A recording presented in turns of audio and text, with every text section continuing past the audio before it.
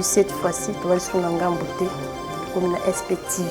Abonnez-vous massivement. Même makambo etali ba salaire ya ba agent, ba gratification nyonso wana. Même maternité ya mwasi. Rwanda na Burundi basi ba développa RDC alobakeza mawate. Mais ça va aller.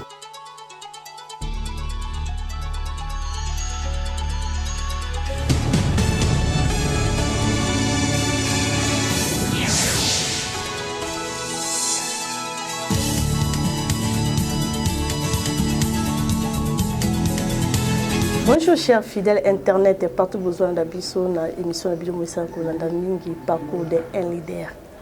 Cette fois-ci tu vas sur Ngambote comme la SPTV. SPTV ndé mikolo dossier na SPTV. En tout cas, abonnez-vous massivement la chaîne de SPTV. Chaîne où il y a makamba bien. Il y a makamba bien. Tout ça awa, biso kunate. Babinda rekomisiko SPTV, abonnez-vous massivement. En tout cas, mon vieux nangai Charlie Lelo, babi moi na poto atango. Ya tango, vieux na sepelara parce que yo na masoleza carré. Balobi Christian Mutembe, la Belgique. En tout cas, beau s'abonner vraiment massivement la chaîne Nabino SPTV, chaîne où toza awa pour na solo là. Masolo nyoso ba actualité nyoso musikate na awa SPTV. Lelo na plateau tozali na bwana mboka monsieur Moïse Tinyama oyazali commandant national ya corps de sapeurs pompiers. Service oyo to mesana ngoti na mboka la biso Congo, to mesana vraiment ngoti. Otoyoka ngoka na mikili ya poto.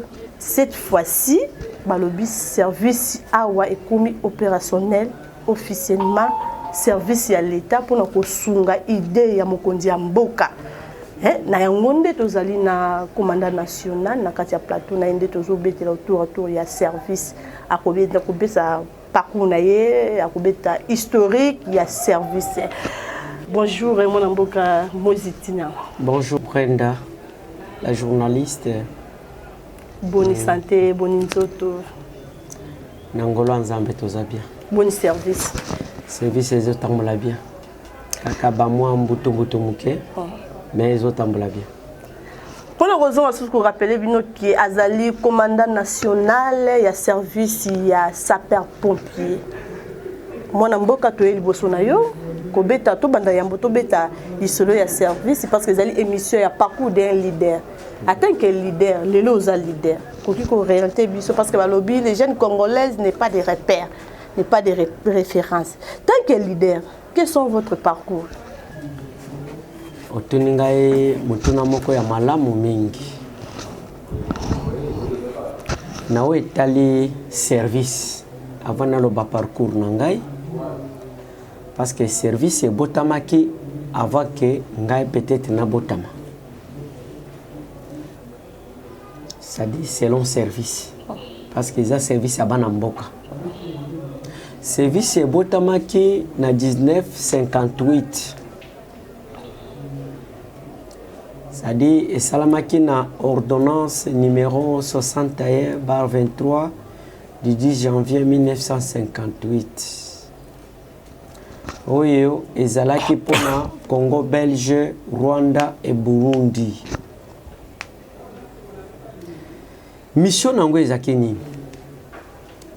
Création ya service na ordonnance wana, fonctionnement na organisation na yango batie makambo nyonso eza kuna.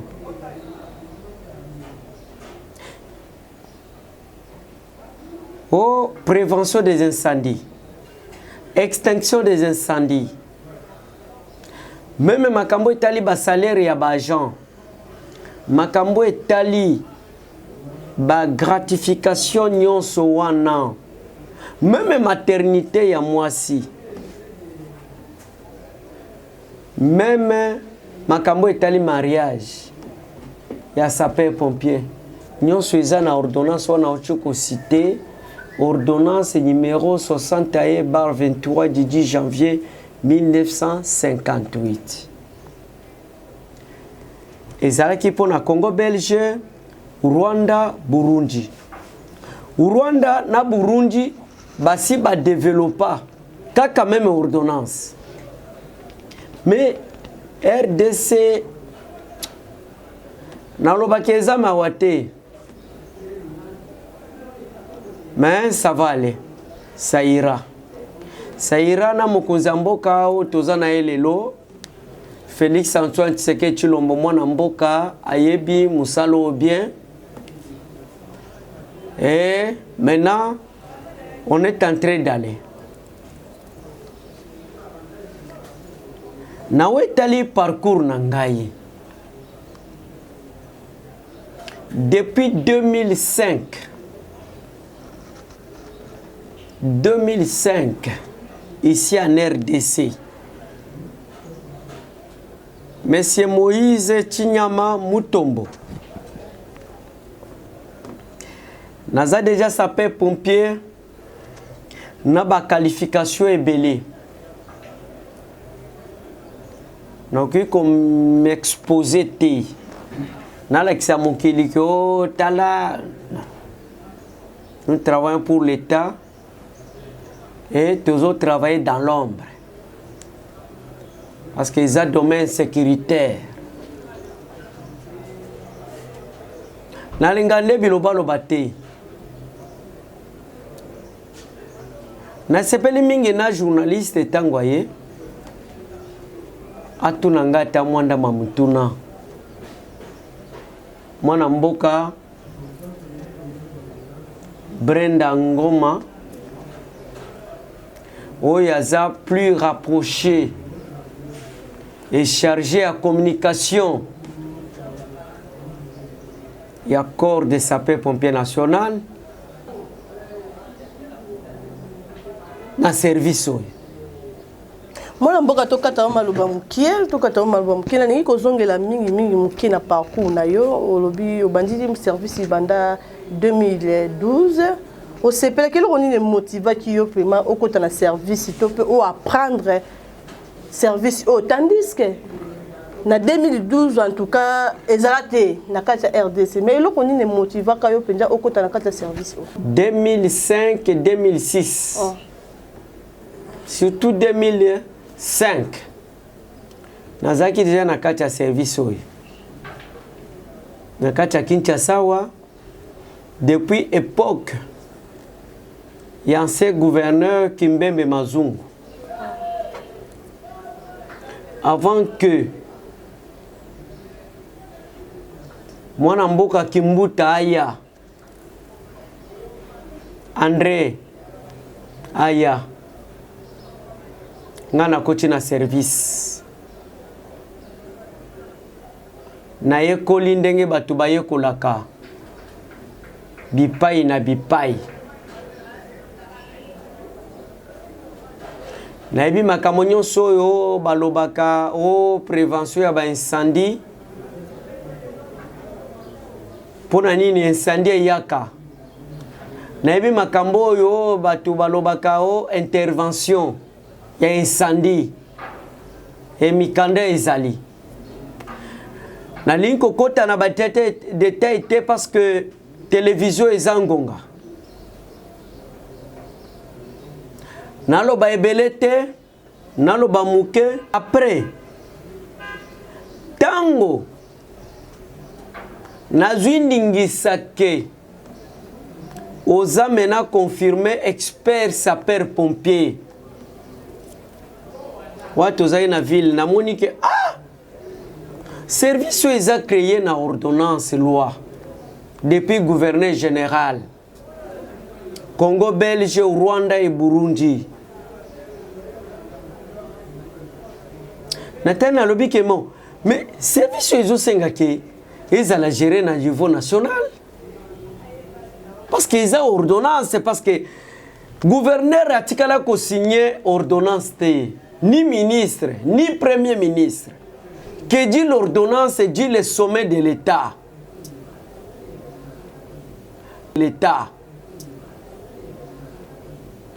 na memaki musala oyo na kende ko plaider et pas bakunza mboka wana toza na période ya Adolphe Lumanu avait conseillé Bokila à l'époque. Après Évariste Bochab, sina ndenge mwana mboka Shadari Ayekoya, mwana mboka Ari Mova Ayekoya, bayebi ngai basi batangi ngai na mikanda. Mwana mboka Elongo Basile Aye, mwana mboka Julien Kankonde Aye, tozala mwana mboka Aselo Okito Wankoi Daniel.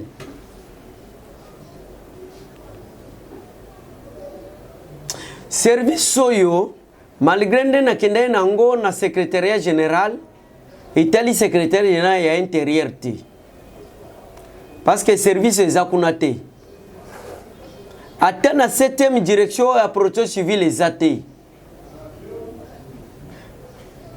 Mais Dieu merci, directeur moko ya protection civile Mafuta Ngalamene Marcel amonaki vu l'urgence et nécessité na expertise ya monsieur Moïse Chinyama Mutombo a notifié qui ngai. Là nous sommes en 2020. Depuis même 2019, nazala ba mikanda ebele. De notification et notification. De décision et décision. Mais oya yaki ko sala na 2020 na décembre. Tango mukanda wana mwana mboka wana Mafuta Ngalamene Marcel alobi nanga Moïse l'expédié document na yo na chancellerie et garde des sceaux na direction wana bana mboka bayebi document izalaki déjà légalisé. Direction ya chancellerie et garde des sceaux ba expédié yango na tribunal de grande instance. Pour nanini pour ba notifier décision wana par voie d'huissier et greffier divisionnaire pour avoir caractère juridique parce que nous sommes dans un état de droit. Et l'ungwe wana ekei na journal officiel ya République. Document wana, même décision, ba publier yango. Lelo naza parmi les officiels de la République. Nombre ya bajali service César Mounene. Otunega question moko critère. Critère. Toko yamba banani. Ezapo nini et modalité et choses comme ça. Oui. Premièrement, de bonne moralité. Olobi catégorie. Oui. Tozo yamba ba croix rouge. Ça dit des volontaires. Tozo yamba les techniciens. Tozo yamba les hommes de lettres. Poto tombola musala. Tozo yamba les administratifs. Bref, toutes les catégories.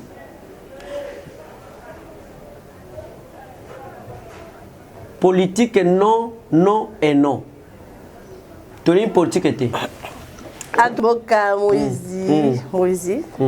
tobete la féminin to kota isusu makasi na kati ya service na biso service na bino oyo babengi yango corps de sapeur pompier lelo yo service oyo e bandi ezo kende da bela nango ezo yana ba vitesse nango ngai na otobi malamu ke banjele ezalité bona mituka te nazo bate service yango fonctionnement ya service bo bandi boko travailler lo lengeni tandis que banjele ezalité mituka ezalité tango yozo ko sangisaka peuple congolais ebele ya bato etuka ya bato yo sangisi bango po bakota na kati ya service na tandis que oyebi ke banjele ezate mituka ezate na ebite fonctionnement na bino boko banda ko travailler lo lengeni parce que mituka ezate nasi nasalaki rapport na bakonzi mboka bakonzi mboka eza na baoyo baza bien chargé na makambo etali infrastructure na urbanisme makambo ya banzela etalinga te mais makambo ya bamituka etalinga te nga nasali rapport nazozela gouvernement nayebi ke mokonzi ya mboka son excellence Félix Antoine Tshisekedi Tshilomba chef de l'État ayebi service c'est lui qui fait tout ye aza déjà na ba partenaire nyonso bakosala ke banzela soki ministère songolo ekoki kosala banzela te ye moko ayebi na makambo etali bamituka ye moko ayebi na yebi ke na vision na ye moko aza sapeur pompier ayebi ke service ezo senga des véhicules des camions type citerne c'est-à-dire oyo kozalana avec beaucoup de mètres cubes au moins il nde boka moy et ça n'importe maïté avec beaucoup de pression ça c'est un de deux sur le plan aérien ayebike il faut des hélicoptères des avions de chasse na bamboka musu ezali pour l'effet de brousse. On appelle ailleurs le service des SAR. Beaucoup. Ayebi. Sur le plan fluvial, Ayebi. Ayebi qu'il faut qu'il y ait des hors-bord pour les problèmes de naufrage, les sauvetages, les sous-marins, ce sont des sapeurs-pompiers. Ayebi. Les problèmes, il y a beaucoup de piscines ici à Kinshasa, comme ailleurs. Moi, na koufi à quoi na piscine. Ce sont des sapeurs-pompiers qui viennent pour sauver. Ce sont des sapeurs-pompiers. Ce n'est même pas la PNC, ni la FARDC. C'est les sapeurs-pompiers qui viennent pour sauver. S'il y a la cadence d'eau, maezobi matei, sapeurs-pompiers ne bayaka kotondisa ba piscine ya batu nyonso. Nous sommes dans un service commercial maintenant parce que le service doit générer des recettes. Problème, il y a insecticides. Avec le temps, le chef d'État connaît. Tozala bangungi ebele na Kinshasa. Il y a des avions, des hélicoptères. Oui, koko salake pendant quelques semaines. Et bomi bangungi nyonso na Kinshasa. Ce sont des sapeurs-pompiers. Ce sont des sapeurs-pompiers qui font ça. Ce n'est pas un autre service. Yango wana tosala musala na kimia. Eza musala l'État. Tout le monde parce que tu es baki kebozala ki na mo matata na ndeko Oscar il paraît que lelo justice et PCO pena le ngone ya kosala musala. Tiko population o ezaki na sima Oscar. O bazalaki bana mboka bandaki ko espérer na musala. Kelisino ezani na peuple wana. Ngai nasina lansaka message. Natinda na ba invitation. Nasina komati na groupe partout. J'ai tweeté même ça. Nazo rassembler tous les sapeurs-pompiers. Sans exception. Ndeko Oscar a benganga plusieurs fois. Ngane nazwa Oscar na 2014. Pendant que j'étais déjà sapeur-pompier depuis 2005 et 2006. Ayebi bien. Nakoyi ko sala ko infanter kombo na yeti. Azandeko, azana mo courage na ye. Akoko sala musala. Nazana na problème te. Akeba trafic d'influence. Trafic d'influence est punissable na mibeko na biso ya mboka. Omoni mukanda moko na tindela bino. Eza mukanda o esinyama na cabinet ya VPM. Oyo balongoli na Oscar même fonction publique ayebi. Même secrétariat ayebi. Que Oscar azate. Pona nini azosala course moko ya buzoba. Oyo bakokanga ye na mibeko, ezanga ete mibeko. Omoni ba maniga seigneur Oscar azosala akenda kuta na hôtel de ville asala boye azo collaborer parce que ayebi ke akokanga ete. Aya wana royal na zao. Bureau ezawa navani na royal na Maisha Park. Deuxième niveau, local 1, Nazawa.